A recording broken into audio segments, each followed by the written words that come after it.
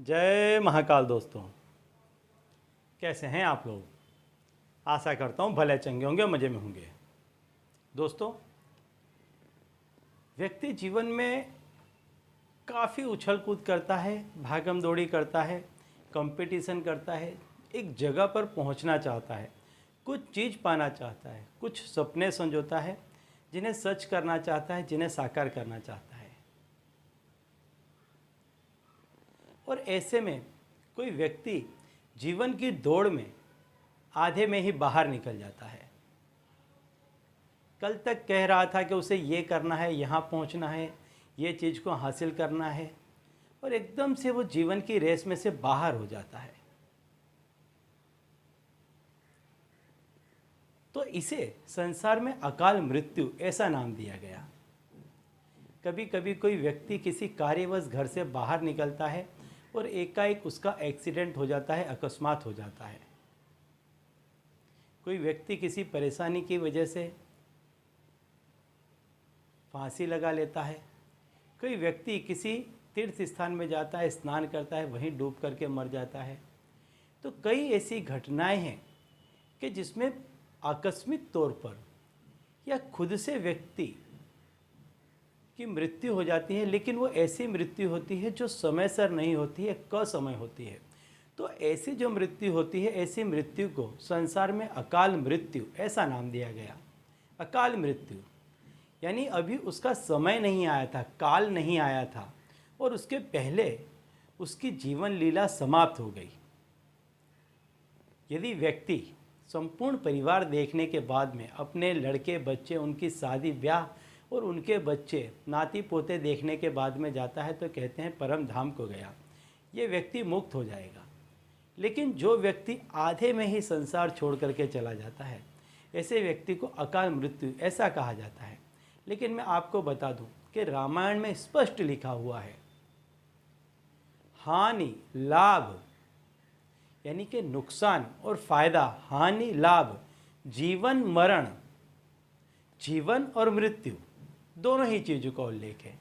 हानि लाभ, जीवन मरण, जस अपजस, कि लोग आपकी सराहना करेंगे या आपके पीठ पीछे कड़वे वचन बोलेंगे, आपकी बुराई करेंगे।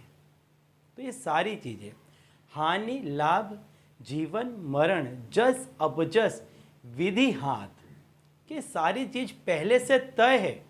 इसमें कोई भी व्यक्ति कुछ भी नहीं कर सकता है।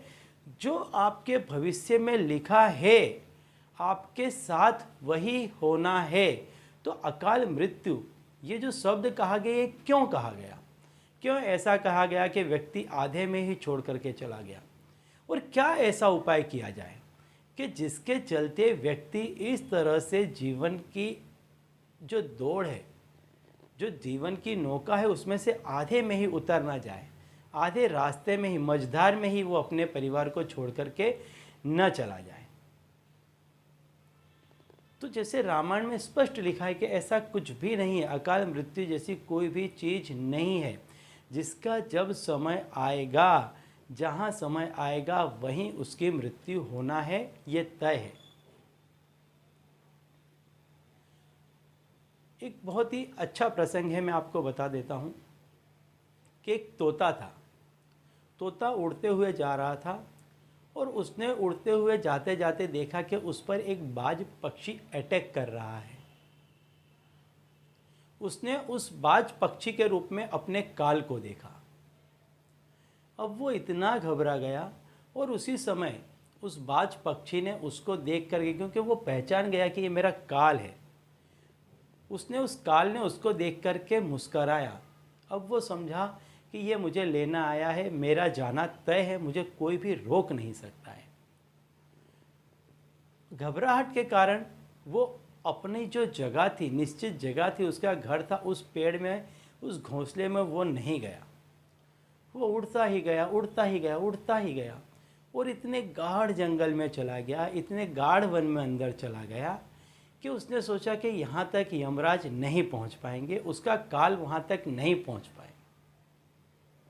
वो जैसे ही थक के जाकर वहाँ बैठता है तो देखता है उसी डाली में, उसकी बगल में वही काल बैठा हुआ है।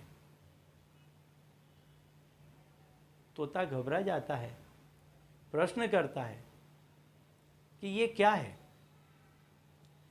और आपने मुझे देखकर क्यों हंसा था, क्यों मुस्कुराया था। काल ने जवाब दिया, बहुत अच्छा, कि रे तोते, तेरी मृत्यु यहाँ लिखी हुई थी और मैंने तुझे देखकर इसलिए हंसा था कि आज विधि का लेख बदल जाएगा, क्योंकि तू तो उड़ता हुआ सीधा अपने घर को जाएगा, तू यहाँ तक पहुँचेगा ही नहीं, और जब तू यहाँ तक पहुँचेगा ही नहीं तो मैं तेरे प्राणों का हरण कैसे करूँगा। लेकिन विधि के लेख अनेरे हैं, उसका कोई जवाब नहीं, उसका कोई उस तक पहुँच नहीं सकता, तो तू स्वयं यहाँ चलकर चला आया। कहने का तात्पर्य है, जिसकी मृत्यु जहाँ लिखी है, जैसे लिखी है वैसी होना तय है, तो अकाल मृत्यु जैसी कोई चीज़ नहीं। लेकिन फिर भी ग्रंथों में लिखा हुआ है कि यदि व्यक्ति को अकाल मृत्यु से बचना है, यानी यदि उसका जो आयु है वो ऐसा न हो कि वो आधे रास्ते में ही छोड़ करके चले जाए, तो उसके लिए उसे क्या करना चाहिए, उसके लिए उसको महाकाल की उपासना करनी चाहिए, जो कालों के काल है, महाकाल की उसको उपासना करनी चाहिए। दूसरी बात कि सवेरे आप जो कुछ भी पूजा अर्चना करते हैं, मान लीजिए यदि आपके घर में कोई प्रतिमा है, मूर्ति है, और यदि आप उसकी पूजा करते हैं और उसमें जो आप जल अर्पित करते हैं, उस बचे हुए जल का यदि आप पान करते हैं, ग्रहण करते हैं, तो इसके बाद यदि आप घर से बाहर किसी भी कार्य के लिए जाते हैं, तो ऐसे में आपकी कभी भी मृत्यु नहीं होती।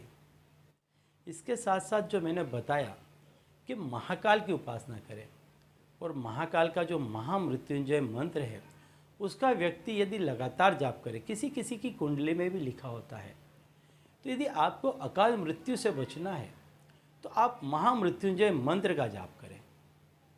साथ ही साथ यदि आपके घर में किसी देवी देवता की प्रतिमा है, यदि आप उससे नित्य स्नान कराते हैं तो उनके चरणों से जो पानी आता है उसका पान करें। ये 2 क्रिया यदि आप करेंगे तो कभी भी ऐसे में आपकी अकाल मृत्यु, जिसे संसार अकाल मृत्यु कहता है, ऐसे व्यक्ति मझधार में अपने परिवार को छोड़ करके कभी नहीं जाएगा। तो चलिए दोस्तों, अब इसी उपाय के साथ मुझे दीजिए विदा, और आप लोग देखते रहिए दिव्य प्रकाश और अपने जीवन में लाभान्वित होते रहिए। धन्यवाद।